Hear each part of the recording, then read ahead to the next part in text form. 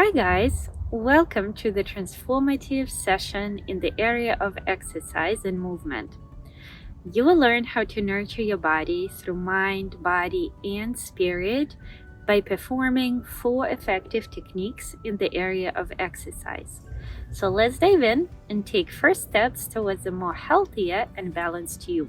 Before you start actually doing the exercise, I want you to ask yourself, what is the reason that you want to perform any changes in the area of movement?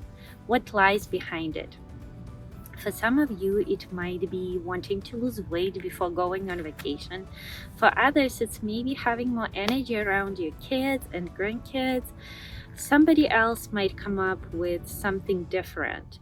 So the benefits of exercise include releasing endorphins, those happy neurotransmitters that help you fight anxiety, depression, increase your mental clarity. It helps you also gain more energy because during exercise you pump blood and that oxygen gets to your tissues. You also increase the quality of your sleep.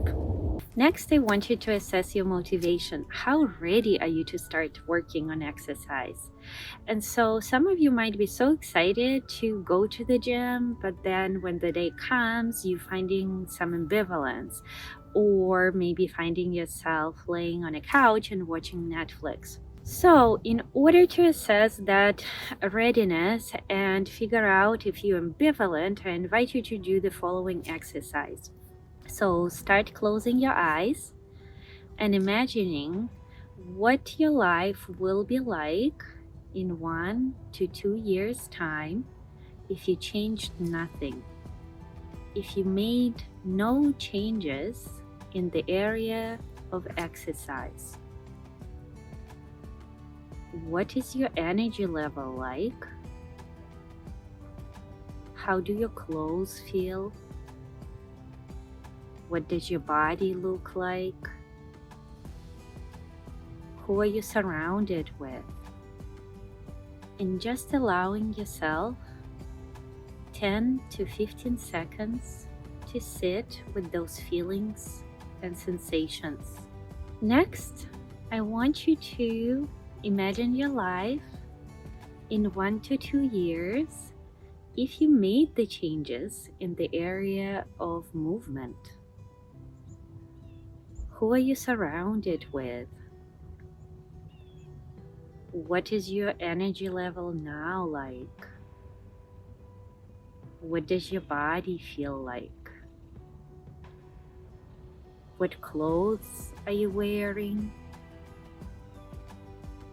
And again, allowing yourself 10 to 15 seconds to sink in all of the sensations.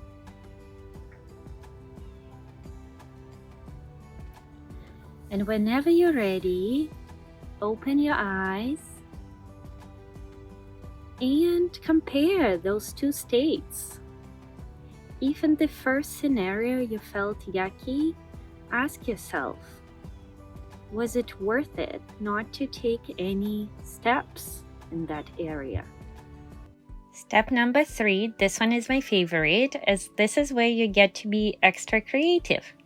Brainstorm at least 5 reasonable activities that you can slowly start adding to your exercise routine. Add one activity at a time every couple of weeks to see which one lands well with you. That will help you build a behavior that you could be consistent with towards your goal.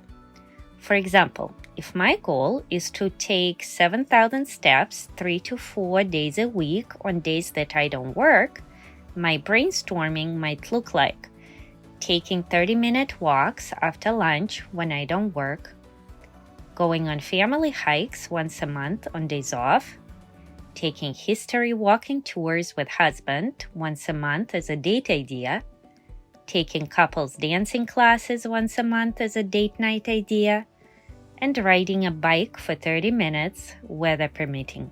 last step is number 4, is remembering to assess your supports and the environment that can help you be accountable for your success. So that would be all the people or things that you can think of that can help you and be more successful. For example, when I go on walks, I listen to podcasts. Where I can talk to a friend on the phone while doing my steps, or I'm going to be asking my husband to go on a walk with me. Or you can ask your friend to go to the gym with you. Guys, remember to choose fun activities that spike your interest and incorporate them slowly over 2 to 4 week time frame to learn more about yourself, to move towards your goal. And I will see you all next week, where we will be talking more in detail about food and nourishment. Thank you, guys.